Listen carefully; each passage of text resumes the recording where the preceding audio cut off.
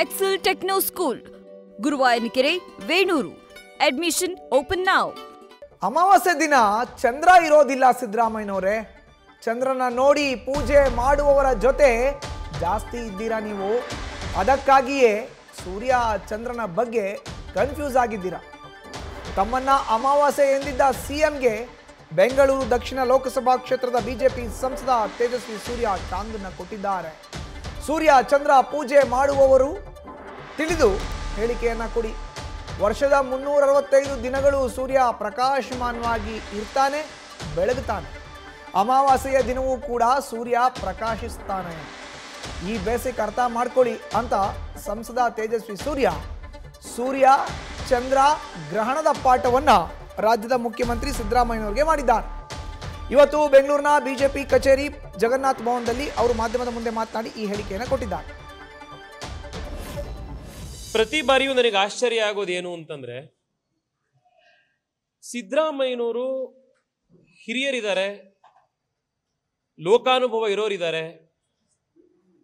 ಆದರೆ ಅವರು ಬಹುಶಃ ಅಮಾವಾಸ್ಯೆಗೂ ಹುಣ್ಣಿಮೆಗೂ ವ್ಯತ್ಯಾಸನೇ ಗೊತ್ತಿಲ್ವೇನೋ, ಅವರಿಗೆ ಹೊರಗಡೆ ಹೋಗೋರು ನೋಡೇ ಇಲ್ವೇನೋ ಅಂತ ಎಷ್ಟೋ ಸತಿ ಭಾಸ ಆಗುತ್ತೆ.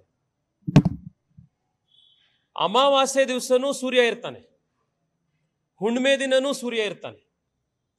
ವರ್ಷದ 365 ದಿನ ಕೂಡ ಪ್ರಕಾಶ ಮಾಡೋದು ಯಾವುದು ಅಂತಂದ್ರೆ ಸೂರ್ಯನೇ. ಅಮಾವಾಸ್ಯೆ ದಿವಸ ಇಲ್ದಲೇ ಇರೋದು ಚಂದ್ರ. ಸಿದ್ದರಾಮಯ್ಯನವರೇ, ಬಹುಶಃ ನೀವು ಈ ಚಂದ್ರನ್ ನೋಡಿ ಪೂಜೆ ಮಾಡೋ ಅಂತ ಜನರ ಜೊತೆಗೆ ಜಾಸ್ತಿ ಇದ್ದು ಅಮಾವಾಸ್ಯೆ ಮತ್ತೆ ಹುಣ್ಣಿಮೆಗೆ ಸೂರ್ಯ ಇರೋದಿಲ್ಲ ಅಂತ ಕನ್ಫ್ಯೂಸ್ ಆಗ್ಬಿಟ್ಟಿದ್ದೀನಿ. ಚಂದ್ರ ಯಾವತ್ತಿರ್ತಾನೆ, ಯಾವತ್ತಿರಲ್ಲ, ಪೂರ್ತಿ ಚಂದ್ರ ಇದಾನೋ ಅಥವಾ ಅರ್ಧ ಚಂದ್ರ ಇದಾನೋ, ನಮ್ಮೂರಲ್ಲಿ ಚಂದ್ರ ಕಾಣಿಸಿದ್ನೋ ಅಥವಾ ಬೇರೆ ಊರಲ್ಲಿ ಚಂದ್ರ ಕಾಣಿಸಿದ್ದಕ್ಕೆ ಇಲ್ಲಿ ಪೂಜೆ ಮಾಡಕ್ ಶುರು ಮಾಡಿದ್ರು, ಇದನ್ನೆಲ್ಲ ಮಾಡೋದು ನಾವಲ್ಲ. ನಮಗೆ ಅಮಾವಾಸ್ಯೆ ದಿವಸನೂ ಲಕ್ಷ್ಮೀ ಪೂಜೆ, ಅವತ್ತು ಸೂರ್ಯ ಇರ್ತಾನೆ. ಹುಣ್ಣಿಮೆ ದಿನನೂ ಪೂಜೆ ಮಾಡ್ತೀವಿ.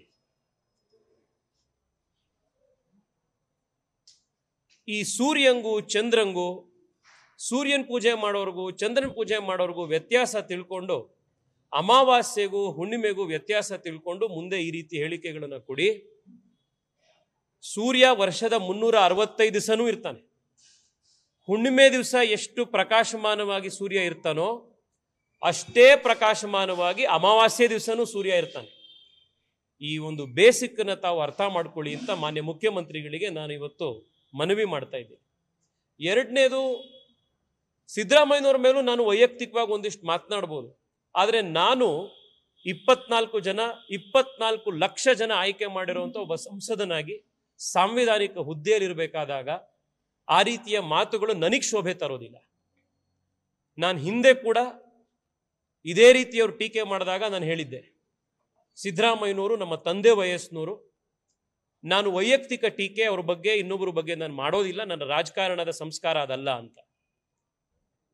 ಇವತ್ತು ಆ ರೀತಿಯ ವೈಯಕ್ತಿಕ ಟೀಕೆಗಳನ್ನು ಮಾಡಲಿಕ್ಕೆ ನನಗೆ ಬುದ್ಧಿ, ಬಾಯಿ, ಭಾಷೆ ಎಲ್ಲ ಗೊತ್ತಿದ್ರೂ ಕೂಡ ನಾನು ಆ ರೀತಿ ಟೀಕೆ ಮಾಡೋದಿಲ್ಲ. ಯಾಕೆಂದ್ರೆ ನಮ್ಮ ಗಾಂಧಿನಗರ ವಿಧಾನಸಭಾ ಕ್ಷೇತ್ರದಲ್ಲಿ ರಸ್ತೆ ಗುಂಡಿಗಳನ್ನು ಮುಚ್ಚುವಂತ ಕಾರ್ಯಕ್ಕೆ ಚಾಲನೆಯನ್ನು ಕೊಟ್ಟಂತ ಸಿಎಂ ಸಿದ್ದರಾಮಯ್ಯನವರು ವೇದಿಕೆಯಲ್ಲಿ ಮಾತನಾಡಬೇಕಾದ್ರೆ ಬೆಂಗಳೂರು ದಕ್ಷಿಣ ಲೋಕಸಭಾ ಕ್ಷೇತ್ರದ ಸಂಸದ ತೇಜಸ್ವಿ ಸೂರ್ಯ ಅವರು ಸದನದಲ್ಲಿ ಮಾತನಾಡೋಲ್ಲ, ಕೇಂದ್ರ ಸರ್ಕಾರದಲ್ಲಿ ಮಾತನ್ನ ಆಡೋಲ್ಲ, ರಾಜ್ಯಕ್ಕೆ ಯಾವುದೇ ಅನುದಾನವನ್ನು ತರಲ್ಲ ಅಂತ ಹೇಳ್ತಾ, ಅವನು ಯಾವನೋ ಸೂರ್ಯ ಅಂತೆ, ನಾನು ಅವನ್ನ ಅಮಾವಾಸ್ಯೆ ಅಂತ ಕರಿತೀನಿ, ನಾನು ಅವನ್ನ ಸೂರ್ಯ ಅಂತ ಹೇಳಲ್ಲ ಅಂದಿದ್ರು.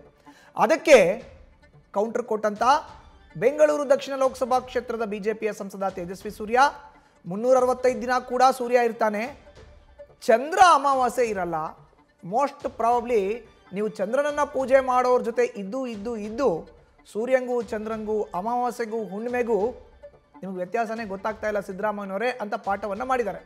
ಜೊತೆಗೆ ಸಿದ್ದರಾಮಯ್ಯನವ್ರಿಗೆ ನನ್ನ ತಂದೆಯ ವಯಸ್ಸು, ನಾನು ಟೀಕೆ ಮಾಡಿದ್ರೆ 10 ವಿಚಾರಗಳನ್ನು ಇಟ್ಕೊಂಡು ಟೀಕೆಯನ್ನು ಮಾಡ್ತೀನಿ, ಅದು ನನಗೆ ಶೋಭೆ ತರಲ್ಲ. 24 ಲಕ್ಷ ಮಂದಿಯಿಂದ ನಾನು ಆಯ್ಕೆಯಾಗಿ ಬಂದಿದ್ದೇನೆ, ಸಾಂವಿಧಾನಿಕ ಹುದ್ದೆಯಲ್ಲಿ ಇದ್ದೇನೆ, ಸಂಸದ ಸ್ಥಾನವನ್ನು ಅಲಂಕರಿಸಿದ್ದೇನೆ, ಅವರ ರೀತಿ ನಾನು ಟೀಕೆ ಟಿಪ್ಪಣಿಯನ್ನು ಮಾಡಲ್ಲ. ಆದರೆ ಆಡಳಿತಾತ್ಮಕವಾಗಿ ಕಳೆದ 2.5 ವರ್ಷದಲ್ಲಿ ರಾಜ್ಯಕ್ಕೆ ಗ್ರಹಣ ಹಿಡಿದಿದೆ. ಯಾವಾಗ ಸಿದ್ದರಾಮಯ್ಯನವರು ಬಂದು ಮುಖ್ಯಮಂತ್ರಿ ಸ್ಥಾನದಲ್ಲಿ ಕೂತರೋ ಅವತ್ತಿನಿಂದ ಗ್ರಹಣ ಹಿಡಿದಿದೆ ರಾಜ್ಯಕ್ಕೆ ಅನ್ನೋ ಮಾತುಗಳನ್ನು ಇವತ್ತು ಬೆಂಗಳೂರಿನ ಬಿಜೆಪಿಯ ಪ್ರಧಾನ ಕಚೇರಿ ಜಗನ್ನಾಥ್ ಭವನದಲ್ಲಿ ಮಾಧ್ಯಮಗೋಷ್ಠಿಯನ್ನು ಉದ್ದೇಶಿಸಿ ಮಾತನಾಡ್ತಾ ತೇಜಸ್ವಿ ಸೂರ್ಯ ಅವರು ಉಲ್ಲೇಖ ಮಾಡಿದ್ರು. ಸಾಲು ಸಾಲು ವಿಚಾರಗಳನ್ನು ಕೂಡ ಇದೇ ಸಂದರ್ಭದಲ್ಲಿ ಅವರು ಪ್ರಸ್ತಾಪ ಮಾಡ್ತಾ ಸರ್ಕಾರದ ವಿರುದ್ಧ ವಾಗ್ದಾಳಿಯನ್ನು, ಟೀಕಾ ಪ್ರಹಾರವನ್ನು ಮಾಡಿದ್ರು.